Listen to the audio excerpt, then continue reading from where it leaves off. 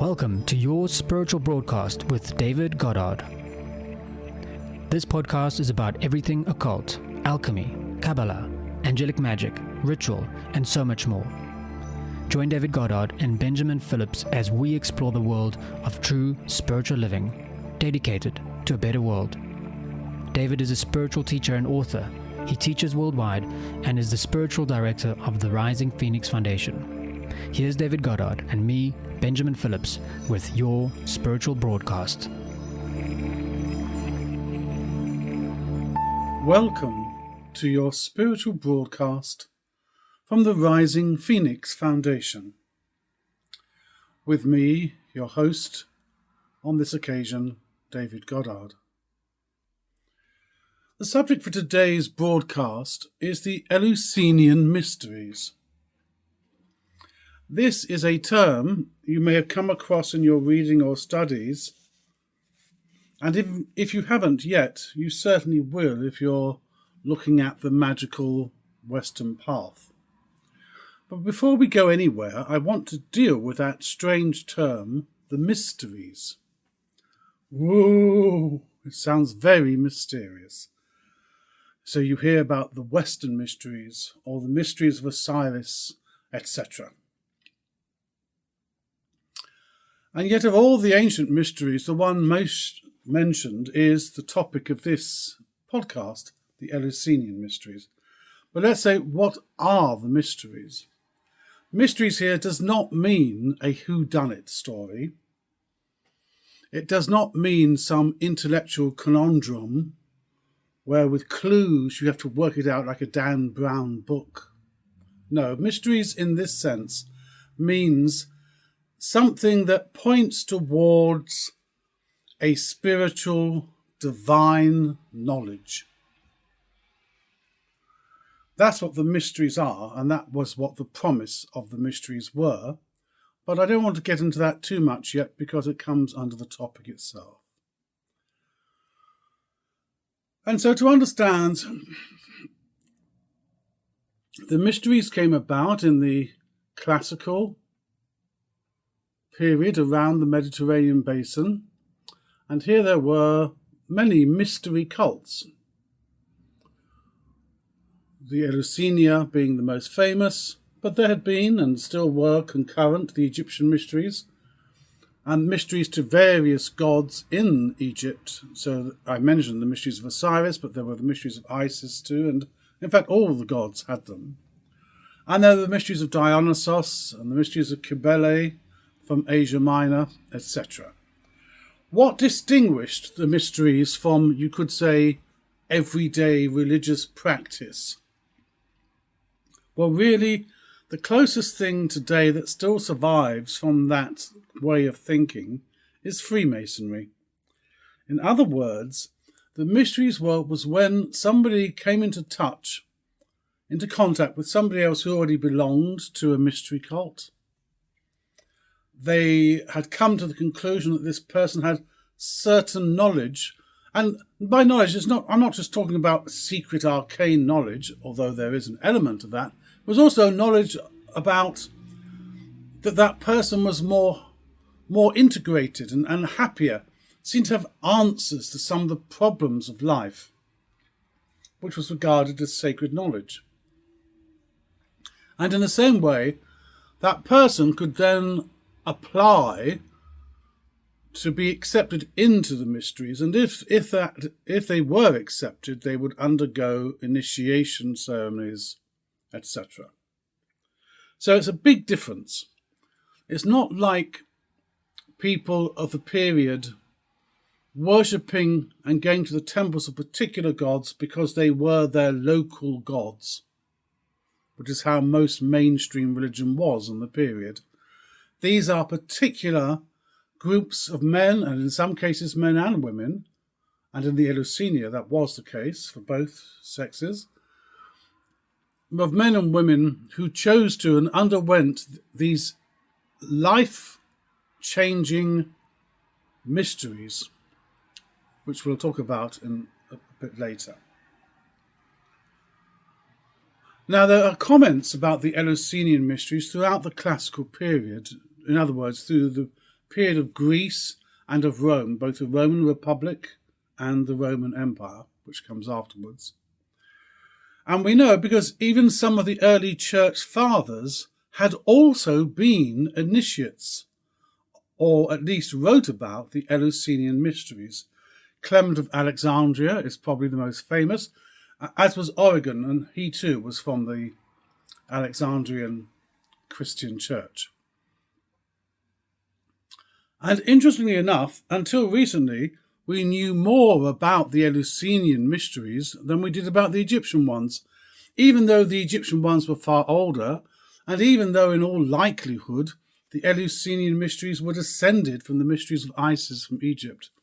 But the simple reason for it was our scholars could still read Greek, they could translate it. Whereas the hieroglyphs, the picture writing of ancient Egypt, was not decoded until 1722. So until then, nothing was known about the Egyptian mysteries whatsoever. Now, why are the mysteries called Eleusinian? Well, this is the easiest part of this podcast, because just near Athens, there's a small town called Eleusis, and the sacred story of these mysteries was set at Eleusis. Now, notice I've said sacred story, I haven't said a myth. And the reason I've done that is most people nowadays still, if you say a myth, think you're talking about something that's false or made up or a legend. Whereas these were the sacred stories for thousands of men and women for hundreds and hundreds of years. It was their religious story, every bit as sacred to them as the Bible is to Christians, the Quran to Muslims, the Torah to Jews. It was the sacred story, the story of the creation and, in some cases, the healing, the redemption of creation. So I'm calling it sacred story. And the sacred story of Eleusis is this. It's based upon the religion of the ancient Greeks with the Olympian gods. And one of the most senior deities is the goddess Demeter. Demeter is what we would call it nowadays the Earth Mother. She was responsible for the good earth and for the thriving of plants and animals, and in particular, because of course humans are often biased, in particular crops, because crops were the food of people, and so she was venerated for this. Now, Demeter had a daughter called Persephone.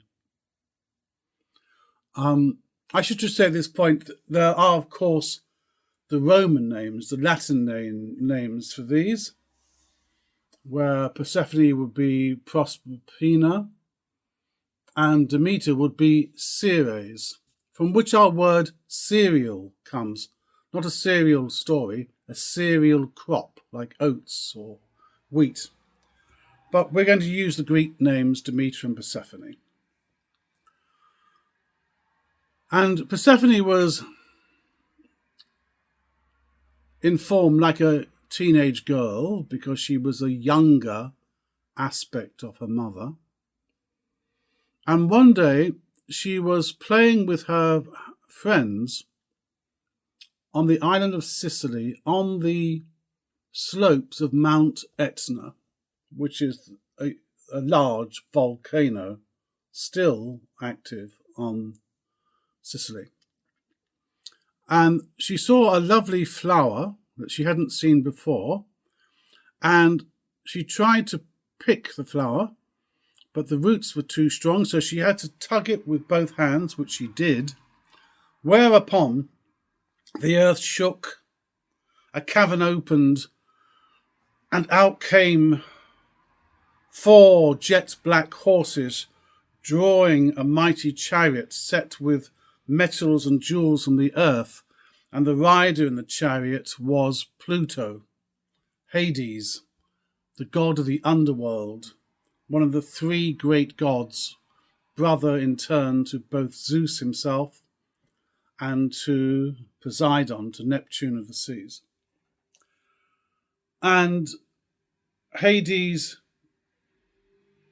swept up Persephone and then turned the horses back down into the underworld, taking screaming Persephone with her, and then the earth shuts closed. So, this closed. This is because volcanoes were often regarded by the ancients as doorways into the underworld. Not too surprising when you think what occasionally comes out of volcanoes, lava and ash, etc., and the rumblings. Now, Demeter, the mother of Persephone, who'd been going about her labours keeping the earth fertile and the crops healthy, heard the scream of her daughter, and as a goddess can, flew instantly to try and find her daughter. And she called to her, but there was no reply. And this was strange because, of course, gods can usually hear each other anywhere on the face of the earth, and in some other places too.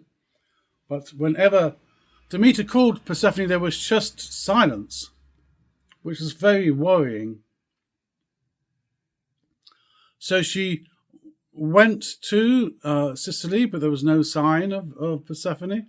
And she went to all the usual places where her daughter used to play. But there was no joy. And anybody in the area she questioned hadn't seen Persephone. And Demeter's getting more and more worried, understandably. And then she starts to ask the great gods of nature if they have seen Persephone, and they haven't. Finally, she goes to her brother, Zeus. He has not seen her. And she also asks the god of the sun, Helios. And he had seen what had happened, because it had happened during the daytime. So, of course, the sun saw this. And he told her that Persephone had been abducted by Hades, who incidentally was also her uncle, because Demeter was the sister of Zeus, Poseidon, and Pluto, Hades. These pantheons of gods are always interbred with each other, a bit like royal families, really. So she now knows who's got her, but she's terrified because it's well known that nobody taken into Hades can ever come out. And so she goes to her brother, Zeus again, and he remembers the king of the gods, and saying, I've now learnt that Hades has abducted Persephone. I want her back.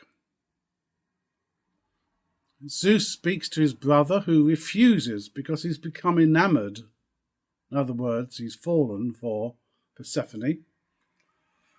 There's some indications that he probably had fallen for her before, hence the abduction in the first place. And he refuses to give her up. Now, you might think the king of the gods could compel him, but there's a trouble here. These three brothers were regarded as supreme in their own realms. So Zeus couldn't really tell Poseidon what to do as far as the seas and oceans were concerned. And the same with Hades as Lord of the Dead. Zeus had no authority there. And also, if Hades had become angry with Zeus, he could have refused, as he did on one occasion, to accept any more dead, which meant the earth would become overpopulated. And so it was always a kind of adjustment between these three. And in the case of Persephone, Hades refuses to release her. And Zeus has no alternative but to tell Demeter that that's what's happening.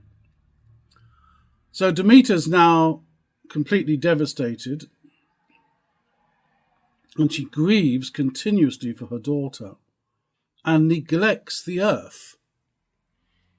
And as a consequence, when the crops come to full harvest that year, afterwards, when they wither with autumn and then die off in winter, the following year they are not renewed. Demeter will not put her hand of life to the vegetable kingdom. And so for years and years there is just this barren land. It's possible that this was an old folk memory of the Ice Age, which you find in many European cultures. But be that as it may, the earth groaned, so the animals died and humans died, and the dead aren't being received into the underworld, and so the whole thing is a devastation. So finally, Zeus turns to Hermes, to Mercury, to see if there's any solution he could think of. And Zeus learns that if Persephone hasn't eaten anything while she was in the underworld, she can come back. It's a kind of loophole in the law. But if she has eaten something there, she can't be free completely of the underworld. And it turns out that while Persephone's been there, she had eaten 6 pomegranate seeds. Now, before I explain that, let me just say this, is during her time in the underworld, Persephone has undergone a character change, because she's no longer a little teenager playing around with her friends with nothing to do. She's become queen of the underworld. She's queen of the dead and of the unborn, and that's a very important thing in both the mysteries and in magical practice too, that Persephone is queen of the unborn, those between incarnations, we would say. And she's got rather fond of Hades.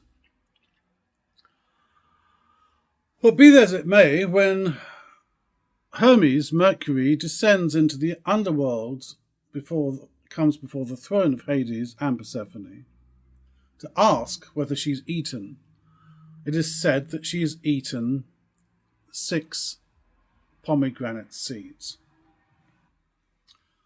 And therefore, the solution becomes that Persephone will spend 6 months of the year with her mother in the upper world under the sun, and she will spend 6 months of the year with her consort, with Hermes, as Queen of the Dead, in Hades, in the underworld, in the place of the sun at midnight. And so you can see it is an explanation to an agricultural society of why the seasons exist, why there is the cycle of seasons. There are the 6 months, 3 of spring and 3 of summer, followed by 3 of autumn, 3 of winter, and then repeated again, spring, summer, winter, etc. I should point out too, although it's not strictly part of Greek legend, nevertheless it's still relevant, that the fruit of the pomegranate in Kabbalah is sacred to Eve, to Hava, Adam and Eve. It's a symbol of Eve as the mother of all living. And those of you familiar with tarot will also see the pomegranate in Tarot card 2, the High Priestess. And in this sense, the pomegranate is a symbol of great fertility. You know, if you've ever opened or sliced a pomegranate, you'll see it's full of hundreds and hundreds of seeds in red jewel-like moisture, and the seeds are inside. Using the symbolism of the ancients, it represents the fertility of the All-Mother. All of these seeds, this blood, this moisture. And this is why it's been sacred to the goddesses down through time. And so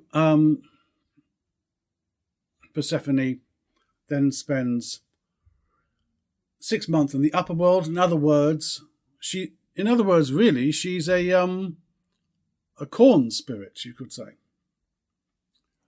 And then 6 months under the ground in the land of shadows. Now, this may not sound very profound. After all, any hunter-gatherer tribe has to learn about the seasons, otherwise they would starve and die out. But there is more to this legend, and it's this. While Demeter was wandering the earth desolate, where nobody could help her at all, she let herself, we would say, go to rack and ruin. In other words, she didn't wash or clean her hair or change her clothes. So she's still a majestic woman, but, she's ragged and dirty and downcast. And somebody took pity on her and gave her hospitality. This person was a man called Triptolemus, who was king of a very small town or state called, Eleusis. Triptolemus was king of Eleusis. Later on, after the mother and daughter goddesses have been reunited, when Persephone and Demeter are together, they both visit Triptolemus, and in thanksgiving they teach him the cultivation of wheat, from which comes bread. Now we're going to see why this is so far-reaching. Because we have to overcome what so often happens, which is familiarity breeds contempt.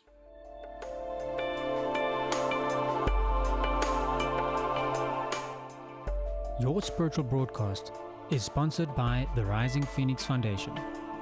Why not sign up for David Goddard's Letters to Your Spirit? It's free, and once a week you get a spiritually inspiring message to help you on your path of spiritual discovery.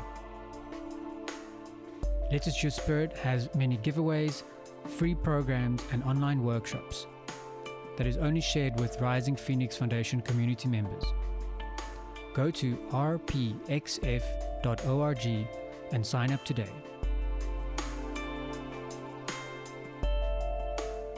Wheat is a grass. Grass, or species of grasses, as a plant, cover most of the land masses and feed 2/3 of all animal life forms on the planet. And notice also that the largest animals on land are all grass eaters, vegetation eaters. Look at the massive herds of buffaloes that once roamed America. Elephants are grass eaters. Giraffes, etc., etc., etc.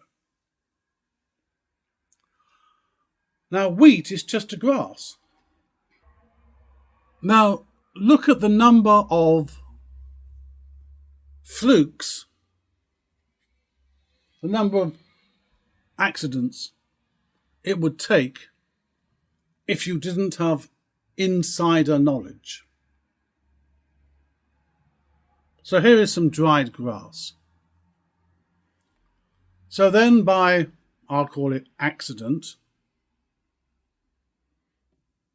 the ears of the grass separate from the stalks. And then accidentally somebody begins to pound these ears, and the outer shells of the husks of the ears comes open, and there's all this little white stuff inside. And then by accident somebody decides they're going to add some water to this. And they find it makes this kind of gooey substance that you can roll and twist and stretch. And then by accident you drop it into a fire. And let's say you take it out before it goes black. You take it out while it's still golden and things. And you have bread. Well, so what? Some people may be thinking. I'll tell you what. So what?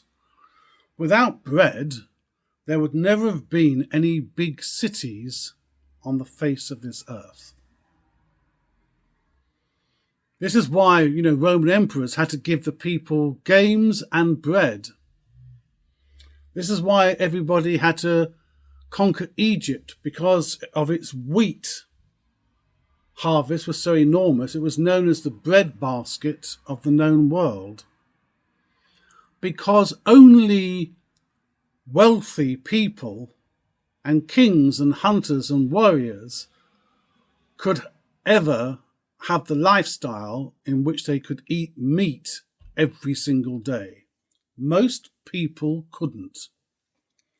Until very recently, until the before the Second World War in Europe, and certainly for a good 10 years afterwards, many working families only could have proper meat once a week on Sundays, the Sunday roast.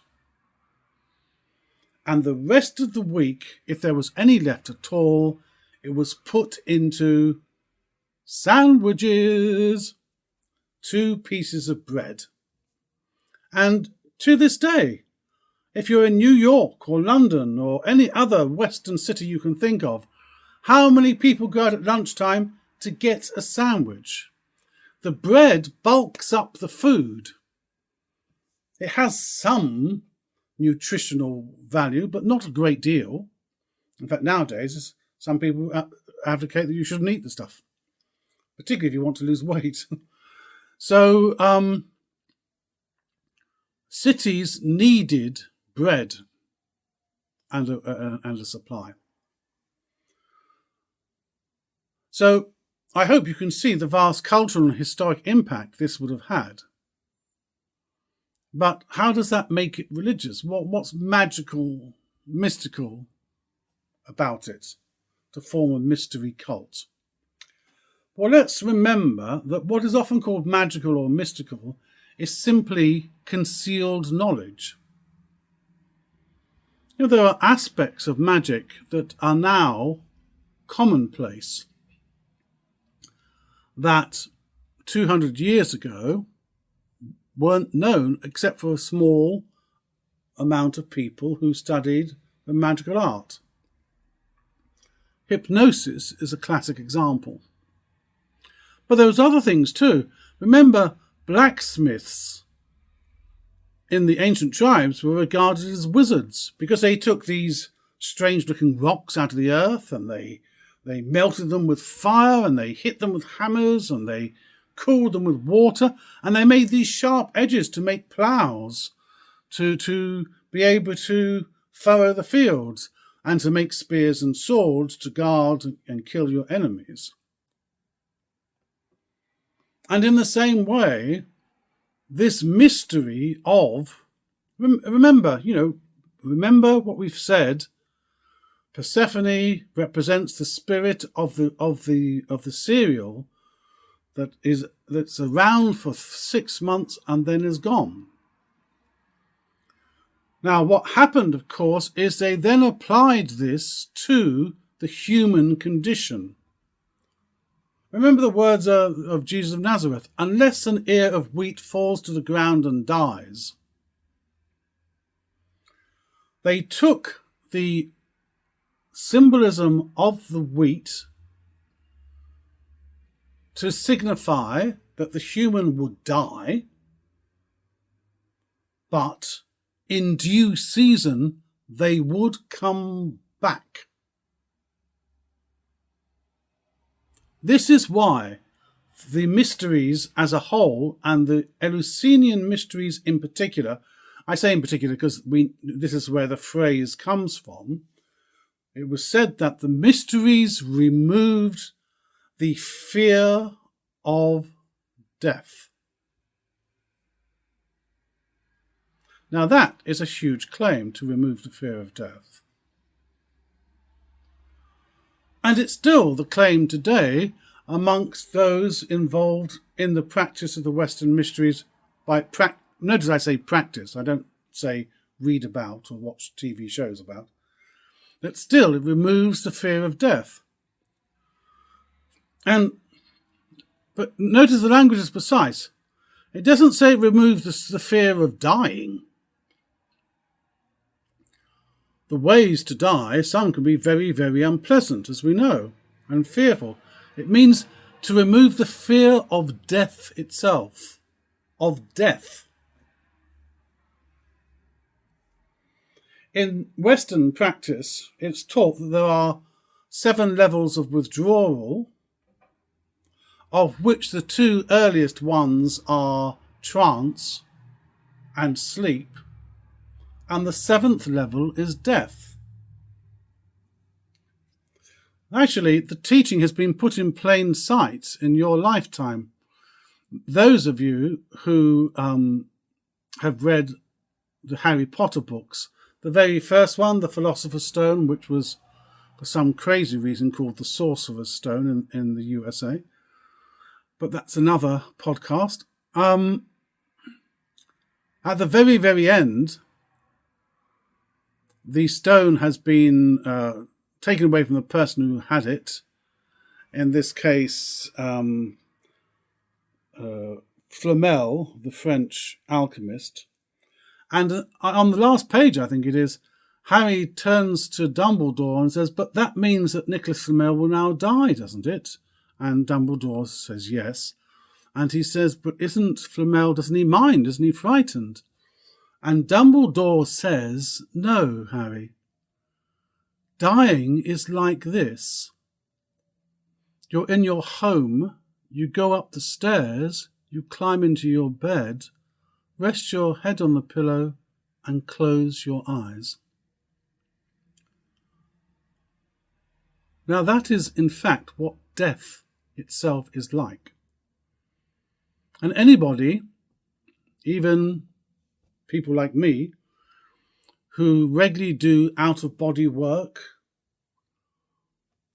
know that the removal from the physical body, which most people would regard as death itself, is simply a shifting in consciousness. And how do I know that? How did I learn it? Because I was taught in the mysteries, which are descended from the mysteries of Eleusis and of Osiris. But anyway, and you can see that there is this similarity between the Eleusinian mysteries, they were wheat, and those of Osiris, because Osiris taught the ancient Egyptians agriculture. So these people who wandered around hunting on the edges, living for water on the edge of the Nile, now learnt how to cultivate wheat. As I said, it became the breadbasket of Egypt, the wealthiest land for wheat in the entire known world of the time. And because they had to wait for periods while the wheat grew before they could harvest it, the pharaohs rather wisely gave them public works to undertake while they were waiting, and so they started to build pyramids and temples and wonders in stone that we can still see to this day. And there's a similarity, not identical, but a similarity between the role of Mother Isis and that of Demeter, also a mother goddess, is that in the sacred story, when Osiris is killed, Isis wanders the earth looking for his body, and hence she is sometimes called the widow. And it's not without significance that one of the titles of Freemasons is Sons of the Widow. But the great beauty about the Eleusinian Mysteries, even where it even goes beyond the Assyrian Mysteries, is that in the Eleusinian Mysteries, the saviour figure is feminine, is not masculine. In the others of the period, the Assyrian Mysteries, Osiris is a masculine figure, Dionysos is a masculine figure, but in the Eleusinian Mysteries alone, the saviour is Persephone. She's the one. Remember, she goes down to the underworld. Well, let's put it another way. She's the one who lives for 6 months each year above and then dies to the land of sunlight and goes down into the twilight for 6 months. She is the saviour. That's a very empowering thing, because you have to understand that all of Western civilization has always been built upon the proto-myth, by which I mean the prime story which has inspired and caused what we call Western civilization to come into being. What is that story? Death and resurrection. For 10,000 years in Egypt, death and the overcoming of death, resurrection, was the philosophical, medical, scientific, astronomical, religious and mystical fact of Egyptian civilization. In the time of the high culture of Greece and Rome, of course, borrowed Greek culture, but never mind, even in the Roman period, the Eleusinian Mysteries continued. So even in the time of, even in that, thousands of years, it was still death and resurrection through the imagery of Persephone and Demeter. And then for over the past 2,000 years, from the teachings and example of Jesus of Nazareth, again Western society has pinned its soul's heart trust into the reality of resurrection from the dead. And even in smaller cults, Freemasonry we've mentioned, Hiram Abiff, the father of Freemasonry, is murdered and rises from the dead. In the Rosicrucian documents like Fama Fraternitatis, Christian Rosenkreuz, the mystical figure of Rosicrucianism, rises from the dead. And so you see how these things all fit into one another. For example, in the Eleusinian Mysteries, nothing was ever written about the rituals themselves because they couldn't know anything about them. But we do know from descriptions of some of the sacred processions where the vessels of the rituals were carried, and they were carried in procession. And there was the sacred chest, the kalathos, a lidded chest, a lidded basket. And that's similar to the idea of Osiris, a sarcophagus. Remember, Osiris is a wheat god. So the sarcophagus, the coffin, is really the container of the seeds of wheat for next year. Or in Catholic symbolism, it would be the ciborium, the vessel that contains the consecrated pieces of transformed bread where they are kept safely until it's time for them to be given out in communion. And this is fascinating because I recently went to the Underwater City exhibition at London, which is those two Egyptian cities that had sunken down and been gone for hundreds of years.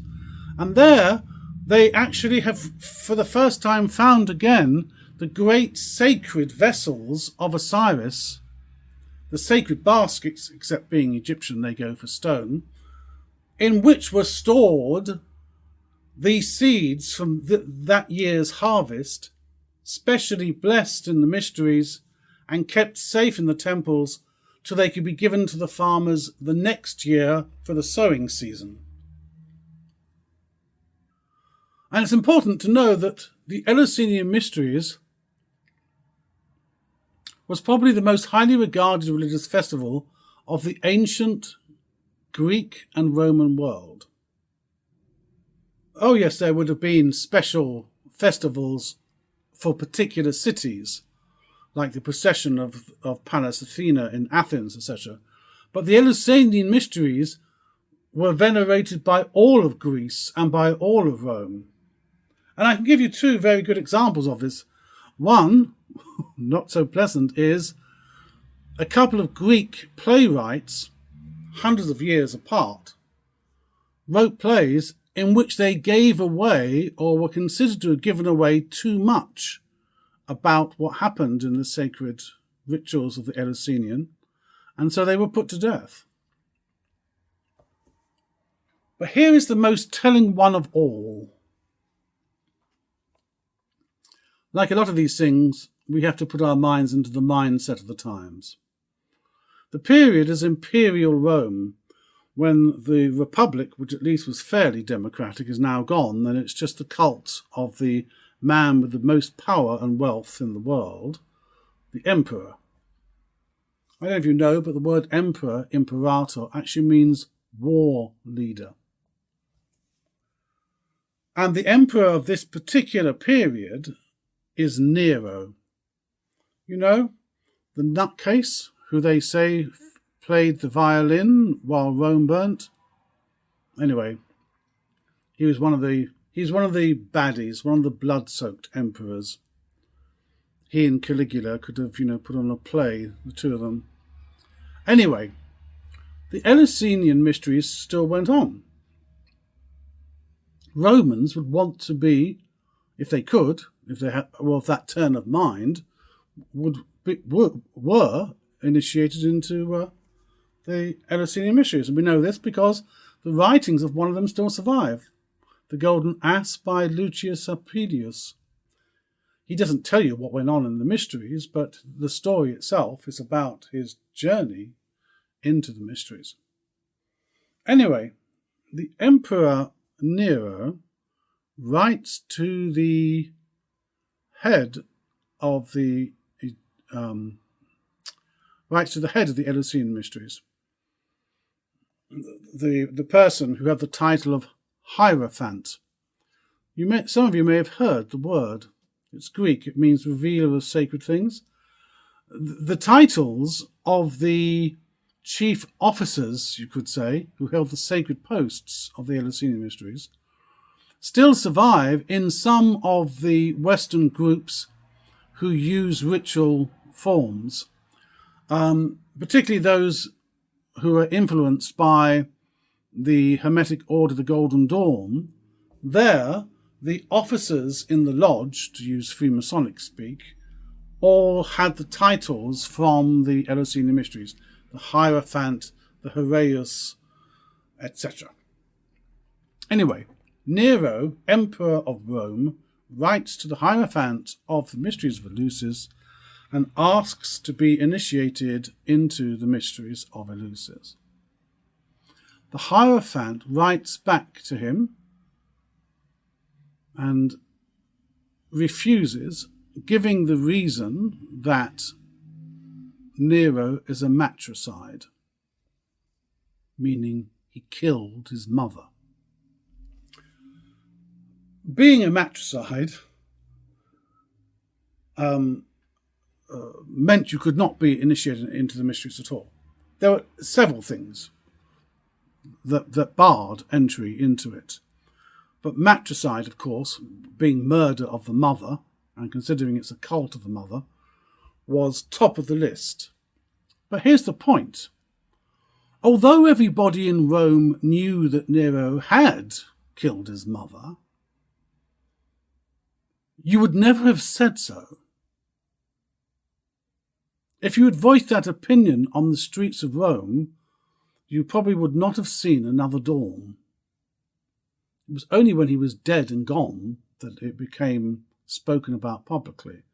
Everybody knew he'd killed his mother, but you never dreamed of saying it. If you were the king of a nearby city and you said it, the emperor would have your city razed to the ground. So this tells us an incredibly important fact. The Hierophant of the Mysteries of Eleusis must have been so sure of his power base that he can turn round to the most powerful political and military figure in the known world and call him a mother killer to his face virtually.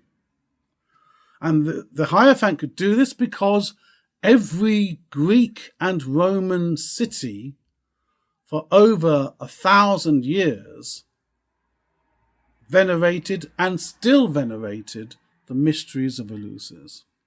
Now, I've spoken several times about the mysteries being secret and their procedures and their techniques being secret and things, and how the initiates believed that they would have transformative effects on them if they went through these ceremonies.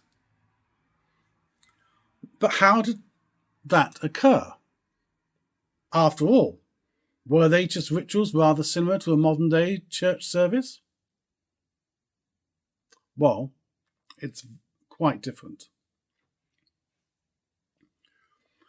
Yes, there's the performance of the rituals.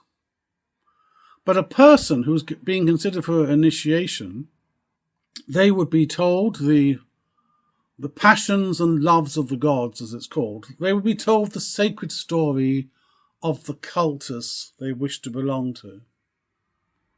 The story of Demeter and Persephone, and they would be told it not just like as I have, as like repeating something.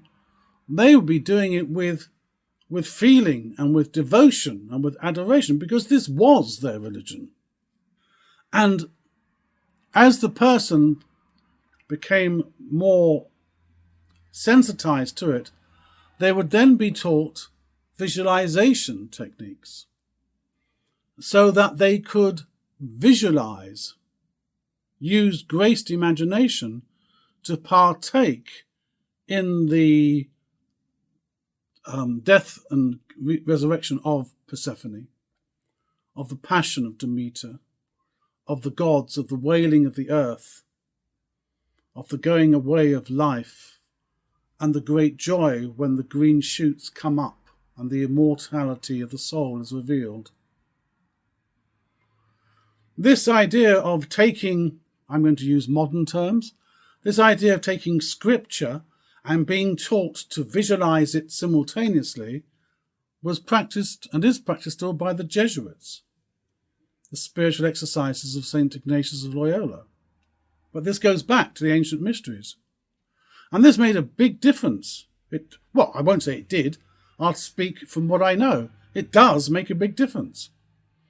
It makes a huge difference between just listening to the story being told and to engaging in it with your imagination. And of course, the more trained you are, the stronger and clearer the imagination is. And so therefore you were no longer just watching. It was as if you were one of the cast in a play that's happening. You played the part. And you identified with the god. Because all of these gods represent aspects of ourselves. The same way as in Kabbalah, the Sephirot represent aspects of ourselves. And so you could identify with the god. And this had the effect of stimulating the candidate's link with their own higher self, with their divine self. Why will I say that? I will say that because the higher self is the eternal aspect. It's the totality of the harvest of golden wisdom that we have had in our journeys, in our lives. So whenever you work with a dying and rising God, whether you call it Osiris or Demeter, Persephone or Yeshua or Dionysos and things, what's happening is you're beginning more and more to see the journey of life after life after life. And therefore you begin, at first you don't even know it's happening, you begin to focus upon the higher self, that which isn't subject to birth or to death.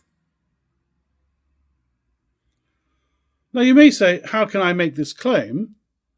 Because I've seen it happen many times. This kind of initiation is still used in modern day mystery schools and in Freemasonry, as I've said, with the Master Masons going through death and rebirth. And it is the same method as is used in the ceremonial empowerments of Tibetan Buddhism to this very day. Now, of course, there are many fraudulent organizations claiming this, but then that's always been the case in Tibet too. There have been frauds. But this is how all seekers for wisdom learn discernment. It used to be said that discernment is the first virtue on the path. And of course, with these initiations, which lead to a spiritual transmission and to a new state of consciousness, of course, there are occasions where the initiation doesn't take. But this happened in the ancient world too. To use the symbolic language of the Eleusinian Mysteries, some individuals were not properly prepared, and so the seed of light, which is the transmission in an initiation, falls onto stony ground. So you can see what Jesus' parable is about, the scattering of the seed of gnosis. But some cases it falls on stone, some cases it falls upon nettles and the weeds choke it. In other words, the person has to be prepared, go through preparative training and purification if the seed of light is going to take root and they are going to become consciously immortal. And so, on the occasions when it works well, when the seed of light planted in the person is then watered by compassion, and the sunlight of meditation shines on it, then the golden wheat of wisdom will ripen, and in due season it will become the bread of angels, everlasting life.